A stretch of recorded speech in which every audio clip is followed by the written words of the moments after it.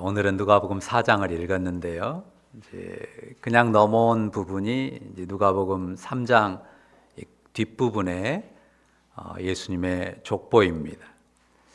읽지 않았는데 이제 간략하게 그 족보와 관련돼서 두 가지만 말씀드립니다. 우리가 지난주일에 본 것처럼 예수님께서 세례를 받으셨는데요. 요단강에서 요한에게 세례를 받으셨는데 죄가 있어서 죄를 씻는 일반적인 경우와 똑같이 세례받은 게 아닙니다. 그가 인생으로 나셨는데 세례받으심을 통해서도 그가 인생의 자리에 서신 거예요. 왜냐하면 그가 인생을 대표해서 인류의 속죄를 이룰 분이기 때문입니다. 따라서 그가 세례받으실 때 성령이 임하는 현상이 나타나 보였고요. 또 하늘에서 소리가 났죠. 뭐라고 났습니까? 너는 내 사랑하는 아들이요. 내가 너를 기뻐한다 했습니다. 그래서 이제 3장 23절 한번 보시면요. 예수께서 가르치시기를 시작할 때, 그러니까 메시아로서 공생애를 시작하실 때에 30세쯤 되었다고 나오고요.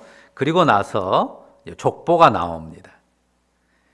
자, 사람들이 아는 대로 요셉의 아들이니 요셉의 위는 헬리오라고 나와요. 이제 이 부분은 우리가 한번 짚고 넘어갈 필요가 있습니다. 왜냐하면 마태복음에서는요, 요셉의 아버지가 헬리가 아니라 야곱으로 나오거든요. 헬리가 야곱이 동일 인물이라면 문제가 없습니다. 그런데 서로 다른 인물이거든요. 그러면 객관적인 자료가 마태복음이 누가복음이 어느 한쪽이 틀렸다고 말해야 맞거든요. 근데 왜 이 충돌되는 내용을 마태와 누가 이 두 복음서가 분명히 충돌되는 내용인데 그대로 기록하고 있을까요? 자, 이 부분을 이해하기 위해서 어떤 분들은 이 누가복음은 마리아의 족보다 라고 설명하기도 하는데 그것은 바른 설명이 아닌 것 같습니다. 자, 우리가 구약의 율법에 수혼제라는 게 있습니다. 형사취수제라고도 하죠. 형제가 자식이 없이 죽으면 동생이나 형이 형수나 제수에게 들어가서 자식을 낳아서 그 형제의 가문이 이어지도록 그렇게 행하는 거죠. 유교적 관점에서 보면 말도 안 되는 부도덕한 법 같지만 이제 그런 법을 통해서 형의 이름, 동생의 이름이 그 유업이 이어지도록 하는 것입니다. 자, 그런 관계로 이 요셉의 아버지가 헬리도 되고 야곱도 되는 거예요. 그러니까 한 사람은 법적인 계보상의 아버지고 한 사람은 실제로 요셉을 낳은 아버지죠. 그러니까 조금 다르지만 우리 옛날 전통으로도 좀 이해가 가능해요. 큰 집에 아들이 없으면 어땠어요? 작은 집에 아들 하나가 그 집에 족보에 이름을 올리고 그 집 양자가 되잖아요. 그런 식이에요. 그러면 실제로 낳아준 아버지가 있고 계보상의 아버지가 있는 거예요. 그러니까 어떻게 보냐면요, 마태복음의 아버지는 실제적으로 낳은 아버지고 이 누가복음의 헬리라는 아버지는 이 수혼법에 의해서 아버지가 된 이 법적인 아버지다, 이렇게 이해하시면 되겠습니다. 자, 그렇게 이해하고 넘어가시고요. 그 다음에 이제 누가복음 족보에서 좀 독특한 것은 이 족보가 아담까지 이어진다는 거예요. 맨 끝에 38절 보시면 3장 38절 보면 그 위는 아담이요 그 위는 하나님이시라 이렇게 쓰고 있잖아요. 그러니까 누가복음은 예수님의 족보를, 마태복음에서는 아브라함과 다윗, 아브라함에게 시작한단 말이죠. 누가복음은 인류의 첫 조상 아담까지 연결시킵니다. 그러니까 예수님께서 인류 전체의 구원을 위해서 오신 구원자라고 하는 것을 부각하는 것입니다. 그러니까 하나님의 아들인 예수께서도 아담의 후손이시다, 아담에게 속한 인생이라는 점을 보여주는 거죠. 그러니까 우리가 늘 확인하는 바지만 이제 성경에 예수님에 대한 주요한 선포는 두 가지예요. 첫째는 예수님이 하나님 아들이시라는 거. 그리고 분명히 그가 하나님의 아들이신데 그가 철저하게 인간이라는 점이에요. 이 두 가지 점 분명하게 성경은 말하고 있습니다. 그러니까 온전히 하나님이시고 또한 온전히 한 사람의 인생이에요. 예수님은 사람 되신 하나님의 아들이십니다. 자, 그래서 오늘 본문도 그 흐름 속에서 이어지는 거예요. 4장 1절 보면요. 예수께서 세례받은 다음에 성령의 충만함을 입어서 요단강에서 돌아오셨는데요. 어디에 얼마 동안 계시나요? 광야에 40일 동안 계세요. 자, 하나님의 아들이신데요. 그가 인생으로서요. 아까도 강조한 것처럼 온전한 인간으로서 아담의 자리에서 첫사람 아담을 대신하는 둘째 아담의 자리에서 시험을 받으시는 겁니다. 둘째 아담으로서 그리고 새 아담으로서 인류의 대표자 혹은 머리로서 시험을 받으시는 거예요. 자, 광야에서 40일 동안 지내면서 마귀에게 시험을 받으셨는데 2절 보세요. 이 모든 날에 40일 동안에 아무것도 잡수시지 아니하시니 날수가 다함에 줄이셨다라고 쓰죠. 40일이나 되는 극한의 금식을 하셨는데요. 자, 모세가 시내산에서 율법을 받기 전에 40일 금식한 것을 연상케 합니다. 어떻든 40일 동안 줄이신 상태에서 마귀가 이르는 말이 3절에 나옵니다. 뭐라고 합니까? 같이 읽어볼까요? 같이 읽습니다. 마귀가 이르되 네가 만일 하나님의 아들이거든 이 돌들에게 명하여 떡이 되게 하라.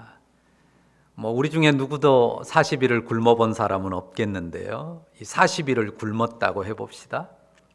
단 하루도 굶기가 쉽지 않은데요. 음식에 대한 욕구가 얼마나 크겠습니까?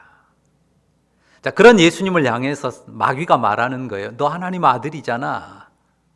그러면 네 능력으로 떡을 좀 만들어서 먹어봐 하는 거예요. 자, 성경 번역에서요. 가장 힘들었던 번역 중에 하나가 떡이라는 단어입니다. 아마 지금 같으면 그냥 빵이라고 번역했을 거예요. 그런데 성경이 처음에 한글로 번역했을 때요. 조선 땅에 어느 누구도 빵이라는 걸 몰라요. 그걸 번역하기가 어려웠습니다. 분명히 내용적으로 보면 빵을 주식으로 먹는 사람들이니까 밥이라고 번역할 수 있는데 밥이라고 옮기는 것도 영 애매한 부분이 있단 말이에요. 그래서 가장 비슷한 떡으로 번역을 한 겁니다. 어떻든 하나님의 아들이 돌들에게 명해서 돌들아, 빵이 되라, 떡이 되라 이렇게 말하는 거 어렵습니까? 하나님의 아들로서는 그건 어려운 일이 아닙니다. 지금 마귀가요, 정말 불가사의한 어려운 일을 하라고 시험하는 게 아닙니다. 오히려 하나님의 아들에게는 쉬운 길로 가고 어려운 길로 가지 말라고 하는 시험과도 같습니다. 그러니까 이런 표현일 수 있어요. 하나님 아들로 그냥 쉽게 살아. 왜 사람으로서 힘겹게 살려고 하는 거야. 그런 느낌이라고 할 수 있습니다. 이런 미혹을 하는 겁니다. 그러면 예수님께서 한번 보여줘 하고 짠 능력을 행하실 수도 있잖아요. 그런데 그렇게 하지 않으십니다. 앞서도 말씀드린 것처럼 둘째 아담으로 새 인류의 머리로 오신 주 예수님은 근본 하나님의 아들이셔도 철저하게 첫사람 아담을 대신하는 둘째 아담으로 인생, 한 사람의 인생으로 서십니다. 그것이 그가 세상에 사람을 입고 오신 목적이고 사명이기 때문입니다. 그러니까 한 사람의 인생으로서 마귀의 시험에 마주하는 거예요. 그래서 어떻게 대답하십니까? 4절 같이 읽어볼까요? 같이 읽습니다. 예수께서 대답하시되 기록된 바 사람이 떡으로만 살 것이 아니라 하였느니라. 자, 어떻게 대답하셨어요? 기록된 바로 답하셔요. 성경으로 하나님의 말씀으로, 더 중요한 것은 성경과 하나님의 말씀에 따르는 한 사람의 인생으로서 반응하세요. 기록된 바. 하나님의 말씀이 이렇게 기록했다. 내가 한 사람으로서 그 하나님의 말씀을 따르는 자로 선다는 거죠. 구약의 신명기의 말씀입니다. 자, 구약성경 신명기 한번 8장 한번 찾아볼까요? 자, 2절 보시면요. 네 하나님 여호와께서 40년 동안에 내게 광야길을 걷게 하신 것을 기억하라. 이는 너를 낮추시며 너를 시험하사 네 마음이 어떠한지 그 명령을 지키는지 지키지 않는지 알려 하심이라. 그리고 3절은 같이 읽어볼까요? 같이 읽습니다. 너를 낮추시며 너를 줄이게 하시며 또 너도 알지 못하며 네 조상들도 알지 못하던 만나를 내게 먹이신 것은 사람이 떡으로만 사는 것이 아니요 여호와의 입에서 나오는 모든 말씀으로 사는 줄을 내게 알게 하려 하심이니라. 하나님께서 이스라엘 광야 40년을 기적의 양식으로 먹이셨어요. 만나라고 하는, 그 조상들도 몰랐고 그들도 몰랐던, 경험한 적이 없는 아주 특별한 양식으로 먹이셨어요. 그 뜻이 뭐라고요? 무엇을 알게 하려 하심이라고요? 사람이 떡으로만 사는 것이 아니라는 것을 알게 하려는 것이다. 사람이 분명 빵으로 삽니다. 우리 한국 사람들은 요즘은 빵을 거의 주식처럼 먹는 분들도 있지만 무엇으로 삽니까? 밥으로 삽니다. 밥으로 살든지 빵으로 살든지 사람이 먹어야 삽니다. 그걸 누가 정했습니까? 하나님이 정한 법이에요. 사람이 입으로 음식을 먹고 그것을 소화시켜서 그것이 내는 힘으로 살도록 하나님이 정하셨습니다. 그래서 먹을 것이 없는 광야에서 이스라엘에게 양식을 하나님이 주신 것이기도 하죠. 밥 없이는, 빵 없이는 못 삽니다. 사람이 밥심으로 삽니다. 절대로 밥을 무시해서는 안 됩니다. 그러나 밥으로 산다, 빵으로 산다 하는 거기에서 멈추면 안 되는 거죠. 사람이 밥으로 살아요. 그렇지만 밥으로만 사는 것이 아닙니다. 생각해 보십시오. 먹어야 살아요. 빵이든 밥이든 먹어야 삽니다. 그런데 먹고 사는 원리, 먹어야 사는 원리는 세상의 모든 생명체에게 공통입니다. 사람만이 아니에요. 사람만 먹고 삽니까? 아니죠. 혹 우리 집에 반려동물이 있다면 그 반려동물들도 먹고 살아요. 소도 돼지도 다 먹고 삽니다. 그러나 그냥 먹고 사는 수준에서만 산다면, 사람이 먹고 사는 수준에서만 산다면 그 동물들과 다를 게 무엇입니까? 하나님께서 사람에게 동물들에게는 없는 아주 특별한 것을 주셨습니다. 하나님이 사람에게만 특별하게 주신 게 뭡니까? 바로 하나님의 형상입니다. 하나님 닮은 꼴을 담은 영혼을 주셨어요. 하나님이 우리처럼 외모가 생겼다는 말이 아닙니다. 내적인 속성과 능력에 있어서 어떤 다른 동물들도 갖지 못하는 특별한 하나님 닮은 꼴을 주신 것입니다. 그런데 아담이 범죄함으로 그 닮은 꼴이 깨트려졌습니다. 그래서 하나님께서 노아 홍수로 세상을 심판하실 때 이런 말씀을 하셨어요. 그들이 육신이 됨이라. 원래 육신이 아니었다는 말이 아니죠. 원래도 인간이 육신이었어요. 그런데 그들이 육신이 되었기 때문에 하나님의 영이 사람들과 함께 할 수 없다고 말씀하셨다는 거죠. 그것은 사람이 특별하게 부여받은 하나님의 형상을 죄로 망가뜨리고 육신만으로 사는 인생이 되었다는 말입니다. 오늘 표현으로 하면 떡으로만 사는 존재가 되었다는 말입니다. 하나님의 형상을 가진 인생이라도요, 육체로 지음을 받았어요. 그렇기 때문에 분명히 빵으로 삽니다. 밥으로 삽니다. 우리 인생 내내 우리와 함께하는 밥이 정말 소중해요. 오늘 아침에도 밥을 먹고 오셨을 거고, 물론 생략하신 분도 있겠지만, 또 예배가 마쳐지면 우리가 함께 즐겁게 밥을 먹을 것입니다. 밥은 정말 소중한 거예요. 그러나 사람이 밥으로만 살 것이 아니고요. 밥으로만 살 것이 아니고 또 무엇으로 살아야 됩니까? 거기 신명기 8장 3절 말씀 뒷부분 다시 보시겠어요? 사람이 떡으로만 사는 것이 아니요. 그 다음 뭡니까? 여호와의 입에서 나오는 모든 말씀으로 사는 줄을 네가 알게 하려 하심이라. 무엇으로 살아요? 여호와의 입에서 나오는 모든 말씀으로 살아야 합니다. 분명히 빵으로 살아요. 밥으로 삽니다. 밥을 떼어놓고 인생을 생각할 수 없습니다. 밥이 소중합니다. 가볍게 여기라는 말이 아닙니다. 그러나 그것만으로 인생을 규정하거나 그것만으로 삶을 전부처럼 생각해서는 안 된다는 말입니다. 무엇으로 산다고요? 또한 여호와의 입에서 나오는 모든 말씀으로 살아요. 말씀으로 산다는 것의 의미는 무엇입니까? 어떻게 말씀으로 살죠? 오늘 아침에 말씀 한 구절을 읽고 혹은 한 장을 읽고 그것을 기억하고 외우는 것입니까? 물론 그런 부분도 있을 수 있고 귀한 부분입니다. 그러나 말씀으로 산다고 했을 때요, 가장 중요한 것은요, 반응입니다. 뭐라고요? 반응이에요. 자, 말씀이라는 게 두 글자인데 한 글자로 줄이면 뭐예요? 말이에요. 근데 왜 말씀이라고 했어요?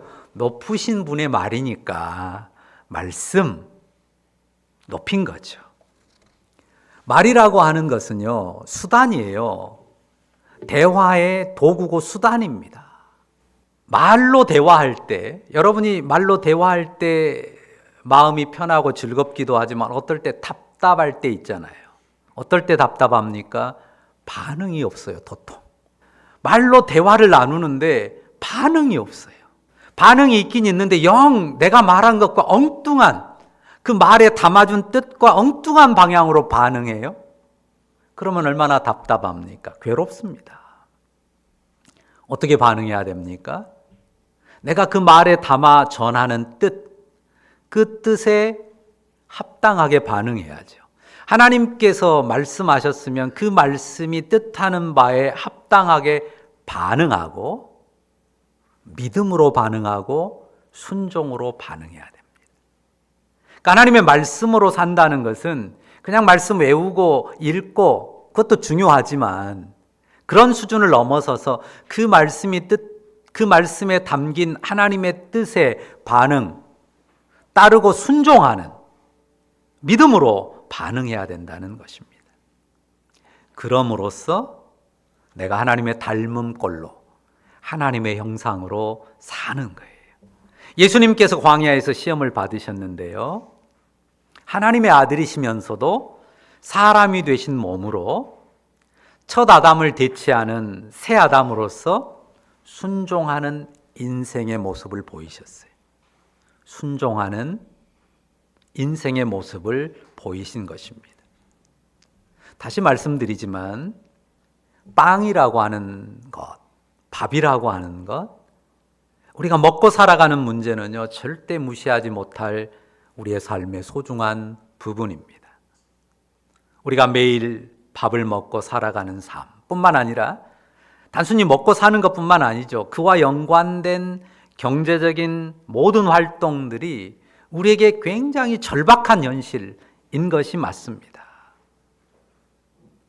그러나 어떤 결심, 또 어떤 믿음, 어떤 선포가 필요합니까?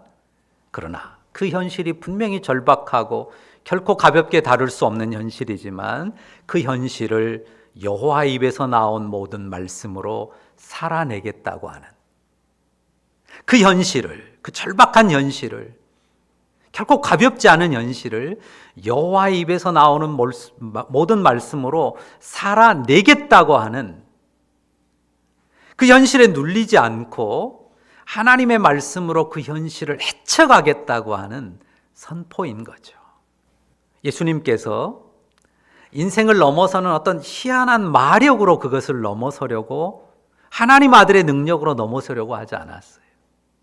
또한 우리가 그렇게 넘어서기를 원치 않으십니다.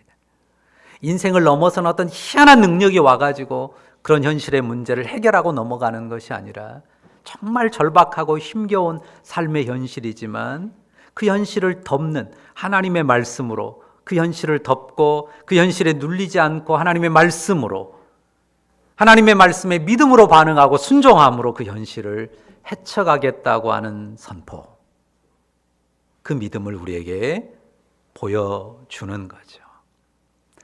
자, 오늘 2월 1일이에요. 벌써 2026년 1월을 한 달 보내고 여러분 2월을 맞았습니다. 26년 들어와서 한 달 또 살아내시느라고 여러분들 수고 많으셨습니다. 여러분의 밥상은 어떠셨습니까? 빵과 연관해서 여러분의 벌이는 어떠하셨고, 또 여러분의 건강은 어떠했습니까? 빵과 더불어 살아가는 여러분 삶 전체가요, 하나님 은혜로 풍성하기를 바랍니다. 그런데 우리의 이 먹거리는, 또 우리의 그 먹거리와 연관된 삶은 부실할 수도 있고요, 또 조금은 넉넉할 수도 있습니다. 우리가 육으로 꾸리는 삶이 더러 빈핍할 수도 있고 더러 넉넉할 수 있어요. 풍성할 수 있습니다.